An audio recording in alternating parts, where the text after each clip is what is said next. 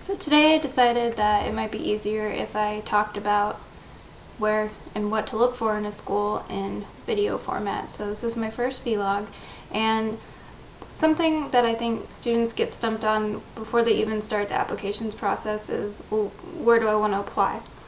It's actually not that difficult, but it does require you going ahead and doing some research. It also requires you being judicious about whose advice you listen to, because if you have a parent that went to Princeton, then maybe they really want you to go to Princeton.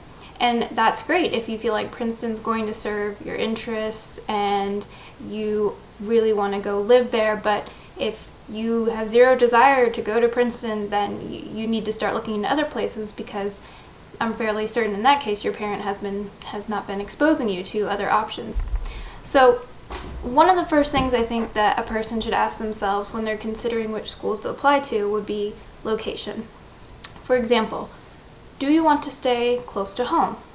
Is there a particular geographic region that you're really interested in traveling to? Maybe you've been there before, maybe you've never been there before, but it's something that you could see yourself living in and enjoying. Maybe, like if you're like me, I hate the cold. So something that I, was interested in was applying to schools that were in warmer climates.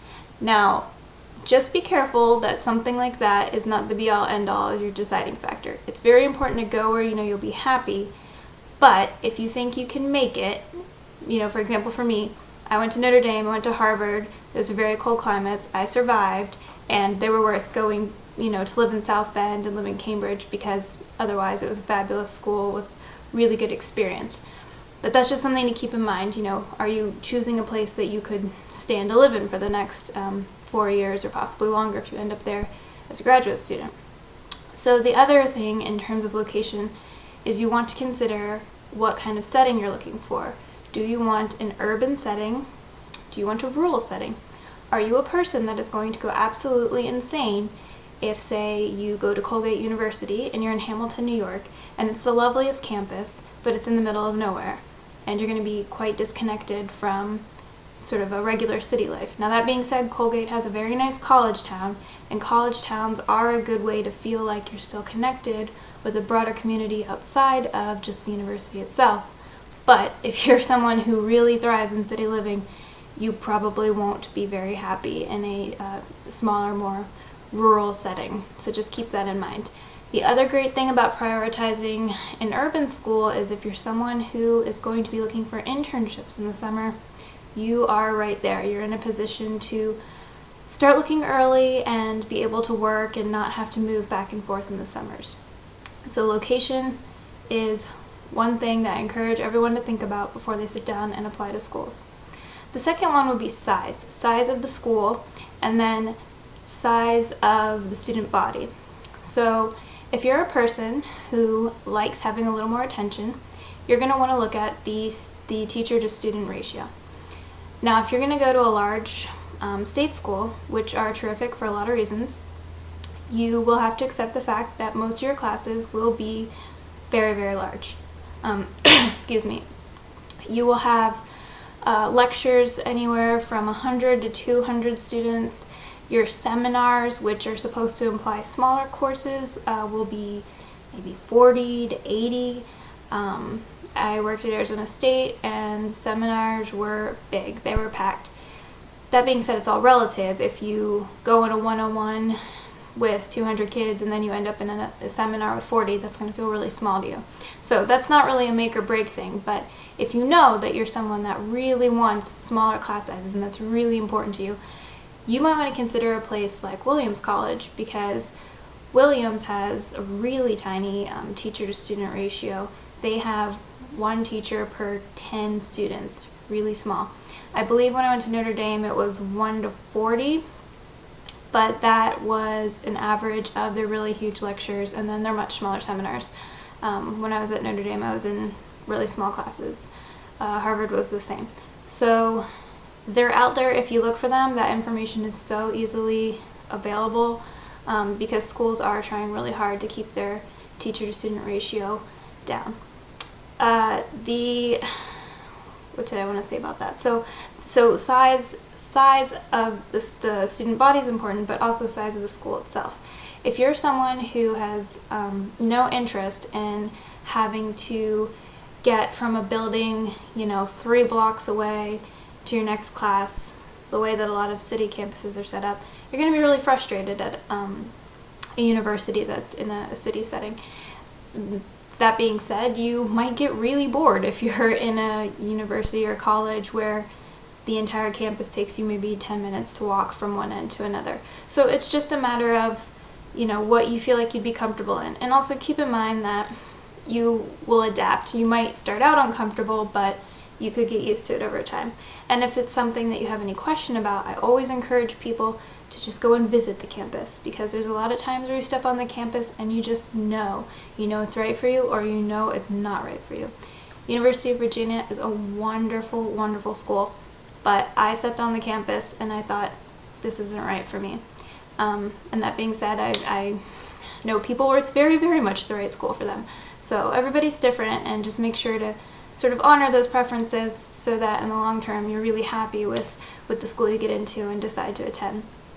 So we've talked about location, we've talked about size. The next thing I want to talk about is cost.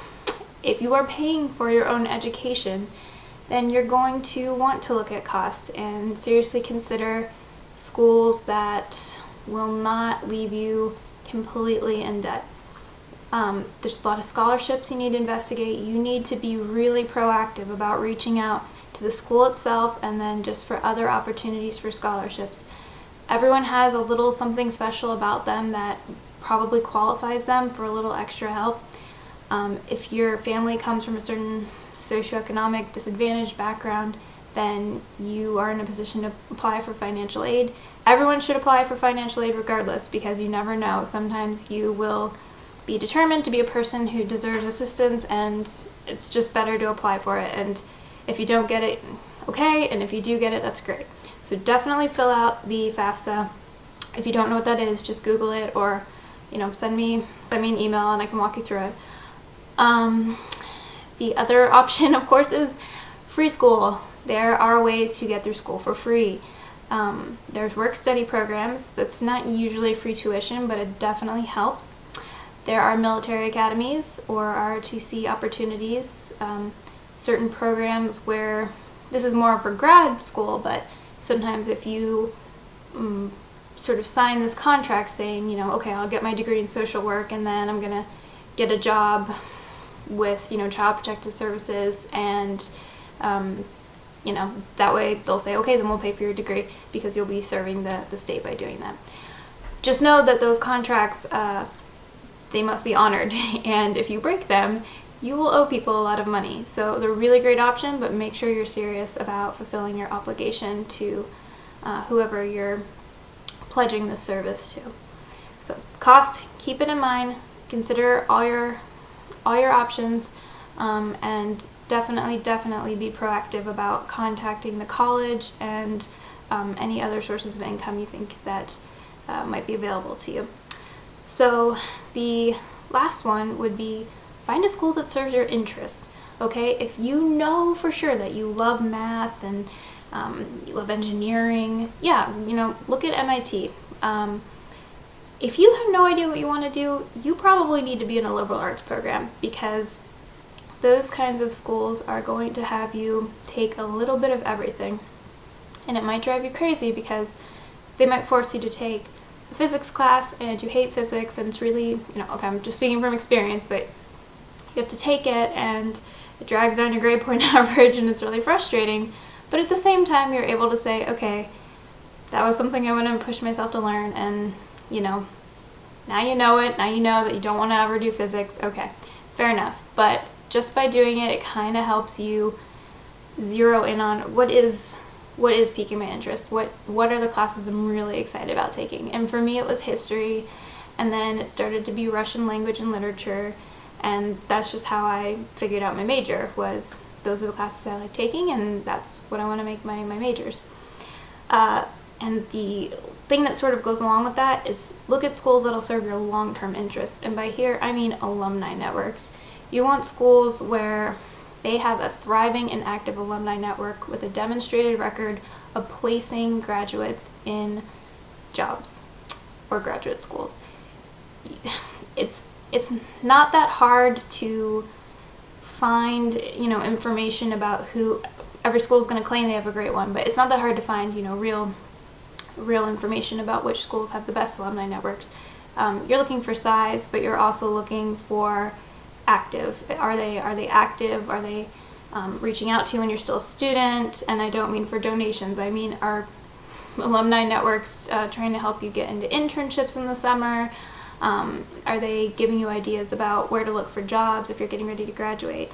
So definitely look at how the school is going to serve your short-term and long-term interests and goals, because after all, that is why you are going there. So to kind of summarize here, we want students looking at location, size of the school, including student body, the cost of the school and ways to pay, and then the way that it will serve your interests. So the last little word of warning I'll give you are things that you want to think about twice as factors influencing your decision about where you want to apply. Okay, so the first one, people might disagree with me, but I feel very strongly that you should not feel like you need to apply to a school because you're a legacy there. There's nothing wrong with it if you really want to go there, but you don't need to make someone else's experience or their expectation or their dream of you your agenda. It's very important because you're the one that's going to be going there, you're the one that's going to be attending the classes, you're the one taking the tests. You have to like where you are, and you're going to like where you are a lot better if you feel like you actually got to participate in that decision rather than having someone make it for you, or it was somehow predestined because your mom went there and your mom's mom went there or your dad went there or your uncle went there or whatever. Make sure you're choosing a school that you chose. Another one that, again, I think people might disagree with is please don't choose a school just because your best friend's going there or your boyfriend's going there, if you have a sibling there. Those are all really good reasons to strongly consider school, but make sure it's not your primary reason. And I say that because everyone's different and everyone will experience a school differently, and it's just not enough. That one person can't be your sole reason, and the deciding factor of your happiness on that campus. So it's a lot of pressure to put on them, and it's kind of unfair to yourself because it's taking away from a lot of other things that you need to be considering for your long-term happiness and success on that campus. And then, finally, I know I said location is a really important reason. Something you might think twice about, though, is picking a school solely based on location. So as cool as it might sound to go to the University of Hawaii, make sure it has programs that fit your actual needs. Make sure it's in a place that you want to live in, because I've been to University of Hawaii and it is really lovely, but it is not the same sort of polished campus as, say, I don't know, Yale or, something fancy and urban. The University of Hawaii is not urban, and it's tucked into the mountains. I'm talking about the one on Oahu. So it's a lovely school in its own right, but just make sure you know what you're getting in for, and it's not all surfing and beach time. So that being said, I think that everybody should start their college search way in advance. Applications are due in the fall, but it is such a good idea to start working months ahead of time, because from everything I've just described here, you might need to do a little bit of research before you're ready to narrow down which applications you want to submit. And it's worth doing in the long run because it saves you a lot of time. You don't end up applying to schools you actually have no intention of going to, and it saves you a lot of money because it is expensive to submit applications, and again, you don't want to be submitting them if you don't actually intend to go to that school. So I just want to wish everyone really, good luck with your search. If you need any help, just get in touch with me. I'm happy to sort of walk you through the process, including up to the essay writing, and we can navigate the procedure together.